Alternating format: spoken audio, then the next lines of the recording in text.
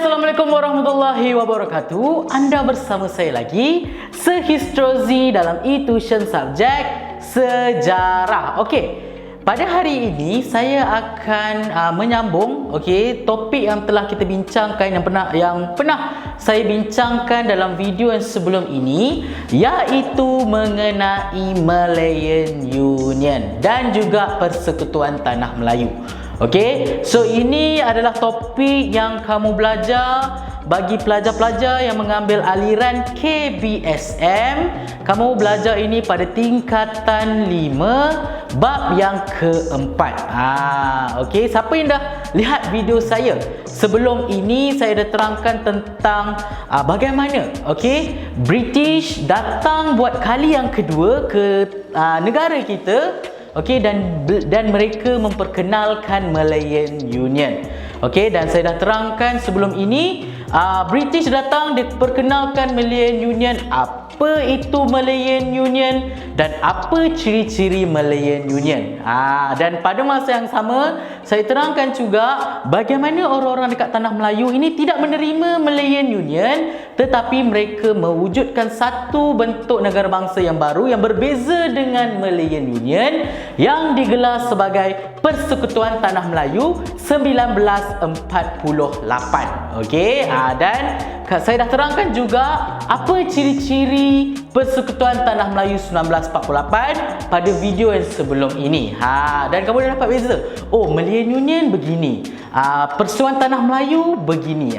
Dan pada hari ini saya akan sambung, kita akan belajar mengenai apakah faktor penentangan Malayan Union. Kenapa orang-orang kat Tanah Melayu ni tak suka dengan Malayan Union? Okey, apa yang tak bestnya Malayan Union ni?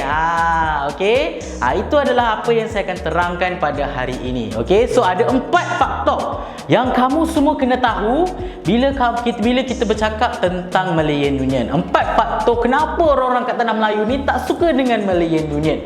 Okey, so kita tengok yang pertama.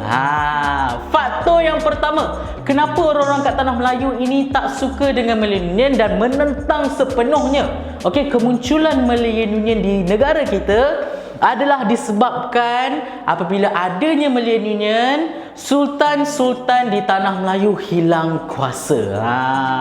Seperti kita sedia maklum, orang-orang dekat Tanah Melayu, khususnya orang Melayu, sangat menghormati dan mengagungkan sistem institusi beraja di Tanah Melayu.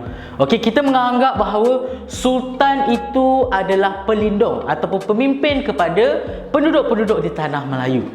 Dan bila datangnya Malayan Union, British dah wujudkan satu sistem pemerintahan yang baru.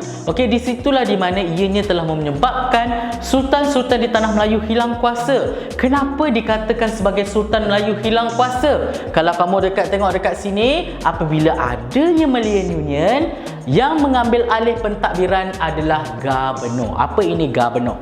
Gubernur adalah satu jawatan yang dipegang oleh pegawai British yang dilantik oleh Ratu Elizabeth, iaitu ratu bagi negara England, institusi beraja England. Jadi Ratu Elizabeth ni melantik Gubernur untuk memerintah Malayan Union di Tanah Melayu. Jadi di sini bila adanya Gubernur yang mengambil alih, di mana kedudukan Raja-Raja Melayu? Sepatutnya Raja Melayu memerintah Tanah Melayu, tapi kenapa yang memerintah adalah Gubernur? Di situlah kenapa berlakunya penentangan. Dan kalau kamu tengok dekat sini, apabila sultan hilang kuasa, konsep timbal balik tergugat. Apa ini konsep timbal balik? Kalau kamu tengok dalam video-video yang sebelum ini, saya dah terangkan, timbal balik adalah satu konsep yang dipegang oleh masyarakat di Tanah Melayu sejak daripada zaman Kesultanan Melayu Melaka lagi. Apa konsep timbal balik ini? Kamu kena tahu, pada zaman Kesultanan Melayu Melaka pada zaman Sultan Melaka dahulu, orang-orang dekat Tanah Melayu ini sangat-sangat menghormati raja mereka. Dekat zaman Kesultanan Melayu Melaka ada 2 golongan yang penting, iaitu yang pertama golongan yang memerintah dan golongan yang diperintah. Dan golongan yang memerintah ini adalah raja, pembesar dan sebagainya. Dan golongan yang memerintah adalah golongan rakyat dan juga hamba. Okey, dan kedua-dua golongan ini mempunyai tanggungjawab mereka masing-masing. Okey, contoh golongan pemerintah ataupun raja dan pembesar, tugas mereka adalah untuk melindungi rakyat. Itu tanggungjawab pemerintah. Okey, menjaga kebajikan rakyat, pastikan rakyat sentiasa aman damai di dalam negara mereka. Okey, dan tanggungjawab golongan yang diperintah pula adalah mereka, bila mereka dah diberikan perlindungan, mereka perlu memberikan kesetiaan kepada golongan pemerintah. Dia perlu ikut apa segala perintah yang dikeluarkan oleh raja. Kalau raja nak ni, kalau sultan nak ni, mereka kena buat. Nampak tak? Itu kita panggil konsep timbal balik. Maksudnya dua-dua golongan ini ada tanggungjawab masing-masing, di mana satu golongan bertanggungjawab terhadap satu golongan lain bertanggungjawab terhadap satu golongan ini. So maksudnya kita panggil timbal balik. Okey. So inilah konsep yang diguna pakai. Okey, yang digunakan pakai sejak zaman Kesultanan Melayu Melaka lagi.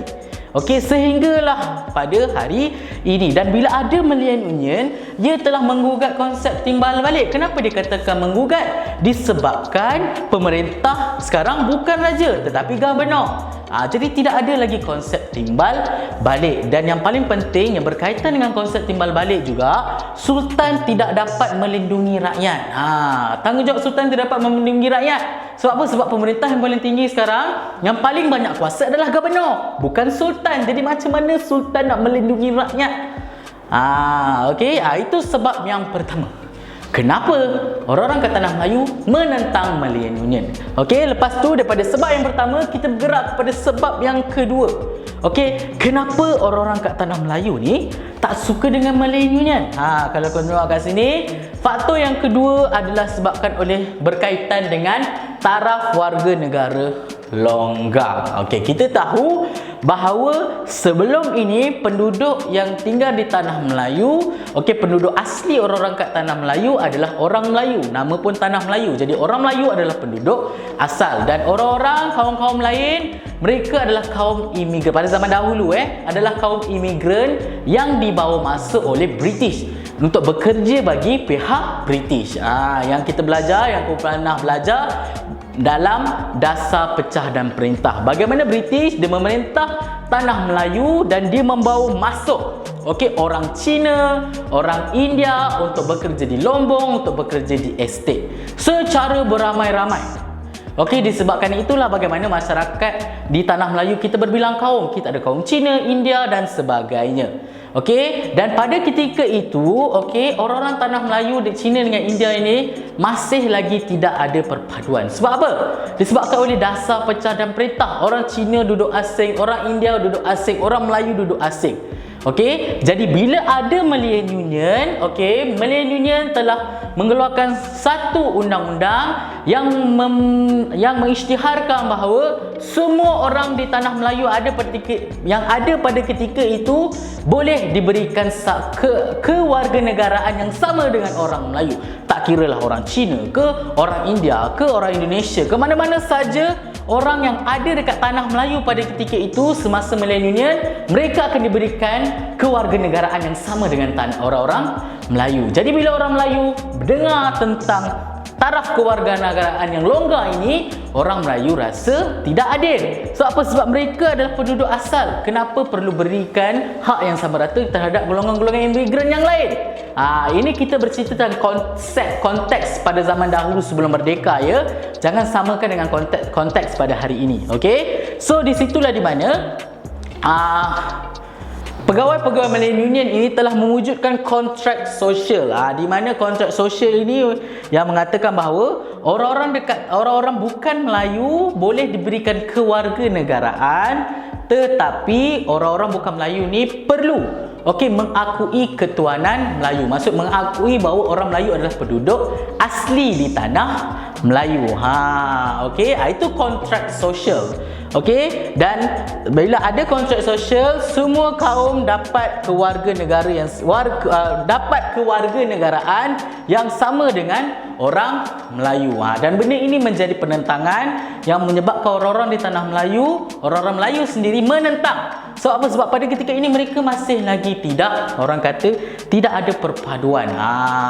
Okey, itu adalah sebab yang kedua. Kenapa orang-orang kat tanah Melayu ni tak suka dengan Malayan Union? Sebab orang-orang pegawai-pegawai Malayan Union ini suka-suka hati je nak bagi warga negara dekat orang luar. Padahal penduduk asal ini adalah orang Melayu. Okey, so sekarang ini adalah konteks sebelum merdeka, ya. Okey, saya ulang balik. Okey, so itu sebab yang kedua. Okey, kita bergerak kepada sebab yang ketiga. Okey, sebab yang ketiga kenapa orang-orang dekat tanah Melayu menentang Malayan Union adalah disebabkan berlaku adanya seorang pegawai British, iaitu Harold McMichael. Okey, Harold McMichael ini merupakan calon governor di tanah Melayu. Okey, jadi bila Harold McMichael ini ingin menjadi governor, lepas tu ada pula penentangan daripada orang-orang tanah Melayu. Harold McMichael ni telah melakukan pelbagai cara untuk memastikan Malayan Union ni wujud dekat tanah Melayu. Dan kamu kena tahu satu benda, nak mewujudkan Malayan Union bukan mudah. Okey, orang-orang British menghadapi masalah. Kenapa? Disebabkan kalau mereka nak mewujudkan Malayan Union, mereka perlu mendapat persetujuan daripada pemimpin-pemimpin asal di tanah Melayu. Dan siapakah pemimpin-pemimpin asal di tanah Melayu? Tidak lain dan tidak bukan adalah sultan-sultan dan raja-raja di tanah Melayu. Jadi Harold McMichael ni kena dapat sign daripada semua raja-raja Melayu. Ada 9 raja Melayu, mereka kena minta sign. Okey, 9 tanda tangan daripada 9 orang raja Melayu yang mempersetujui bahawa Malayan Union akan dijalankan. Okey, tetapi macam saya cakapkan, sultan-sultan Melayu ini memang tak suka dengan Malayan Union. Sudah semestinya mereka tidak akan tanda tangan. Di sinilah di mana Harold McMichael telah menggunakan pelbagai cara untuk beliau mendapatkan tanda tangan yang beliau inginkan. Dapat dekat situ, ya. Okey, antaranya beliau telah menggunakan cara tipu hela supaya didapatkan tanda tangan. Itu cara yang pertama. Okey, lepas guna cara tipu hela tak berjaya, ada beberapa je yang tanda tangan. Dia guna pula cara yang kedua, iaitu apa? Ada sultan-sultan yang tidak ingin tanda tangan, beliau ugut.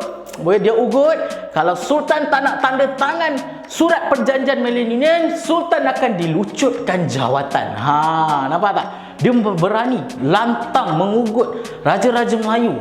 Sultan diugut untuk dilucutkan jawatan kalau tak nak tanda tangan. So di sinilah yang menunjukkan bahawa Harold McMichael tidak menghormati institusi raja. Sebab apa? Sebab even orang-orang kat tanah Melayu pun daripada zaman Kesultanan Melayu Melaka, kita memang menghormati raja. Kita memang mengikuti segala perintah raja. Kita meletakkan raja itu sebagai di tempat yang paling tinggi. Okey, tetapi bila ada Harold McMichael ini orang luar, penjajah, beliau pula berani sesuka hati dengan penuh lantang menentang raja-raja Melayu. So di sinilah menunjukkan bahawa Harold McMichael ini tidak menghormati institusi beraja. Dan bila dia tidak menghormati institusi beraja, di sinilah ianya telah membangkitkan kemarahan orang-orang di tanah Melayu untuk menentang Harold McMichael, sekaligus menentang Malayan Union. Itu sebab yang ketiga. Kita bergerak kepada sebab yang terakhir. Okey, kenapa kita menentang Malayan Union? Okey, semasa British datang buat kali kedua. Okey, kalau kamu belajar pada video-video sebelum ini, kita telah belajar tentang apa faktor Malayan Union datang ke tanah Melayu. Dan antara faktornya, kalau kamu masih ingat, British menjanjikan bahawa Malayan Union merupakan satu bentuk kerajaan baru. Okey, satu bentuk kerajaan baru yang sendiri. Okey, satu bentuk kerajaan sendiri. Maksudnya orang-orang kat tanah Melayu memimpin, bukan lagi British. Maksudnya pemimpin-pemimpin adalah dalam kalangan orang-orang Melayu. Okey, orang-orang di tanah Melayu. Okey, jadi bila perkara ini yang dijanjikan oleh British, tetapi tindakan British tidak sama dengan apa yang mereka janjikan. Kenapa saya katakan apa yang dijanjikan tidak sama? Sebab ianya ada kaitan dengan faktor yang keempat. Kenapa kita menentang Malayan Union? Okey, faktor yang keempat adalah kedudukan tanah Melayu. Okey, British janjikan mereka nak berikan pemerintahan sendiri kepada negara kita. Okey, tetapi pemerintah tertinggi di dalam Malayan Union masih Governor, masih orang-orang British. So mana janji yang mengatakan bahawa pemimpin dalam kalangan orang-orang dekat tanah Melayu? Okey, pemerintahan masih di bawah penjajah. So apa kerajaan barunya? Apa kerajaan sendirinya? Cuma omong kosong, ataupun kita panggil sebenarnya hanya untuk mempengaruhi orang-orang Melayu saja. Sebenarnya tidak. Okey, British tidak ingin memberikan orang-orang tanah Melayu kerajaan sendiri. Mereka masih ingin menjajah. Kalau kamu belajar dalam video saya sebelum ini, saya dah terangkan Malayan Union merupakan penjajahan, tetapi penjajahan bentuk baru ataupun kita panggil sebagai neokolonisme. Okey. Dan kalau tengok kat sini, status TM adalah tanah Melayu. Status tanah Melayu masih tanah jajahan. Okey, jangan mimpilah nak ada kerajaan sendiri kalau British masih memerintah. Okey, dan yang paling teruk adalah apabila tanah Melayu sendiri ditukar nama ataupun status tanah Melayu sendiri yang digelar oleh British adalah tanah jajahan mahkota. Sebelum ini tanah jajahan. Bila ada Malayan Union, dia tambah nama mahkota kat situ. Nampak lagi hebat lah tanah jajahan mahkota. Tapi sebenarnya tidak. Ianya masih lagi sama. Kita masih lagi menjajah. Kita masih lagi duduk di bawah British. Ikut apa yang British cakap. Okey? Dapat dekat situ. Okey? So, ini adalah 4. Okey? 4 faktor. Okey, kenapa orang-orang dekat tanah Melayu menentang Malayan Union. So kamu dah tahu 4 faktor ni. Okey. So pada video yang akan datang, okey, saya akan terangkan satu lagi subtopik yang berkaitan dengan penentangan, iaitu saya akan terangkan mengenai bila kita dah tahu faktor kenapa orang-orang dekat tanah Melayu menentang, sekarang kita nak tengok bagaimana tindakan, okey, tindakan penentangan orang-orang tanah Melayu di Malayan Union. Kita buat apa? Kita tak suka dengan Malayan Union, kita buat apa? Kita buat benda ni, kita buat benda tu, kita buat benda ni. Pada video yang akan datang, saya akan terangkan. Okey? So, sampai di sini saja video saya pada hari ini. Jangan lupa untuk subscribe, follow website etuition.my dan juga subscribe YouTube kita orang, disebabkan setiap hari kita orang akan ada update video-video yang terbaru. Okey, bukan saja video pembelajaran, kita orang ada video chillax, video santai, macam-macam video kita orang ada, video motivational, video kerjaya dan sebagainya. Okey, jadi jangan lupa etuition.my dan jangan lupa saya Sehistrozi dalam eTuition subjek sejarah. Okey, bye.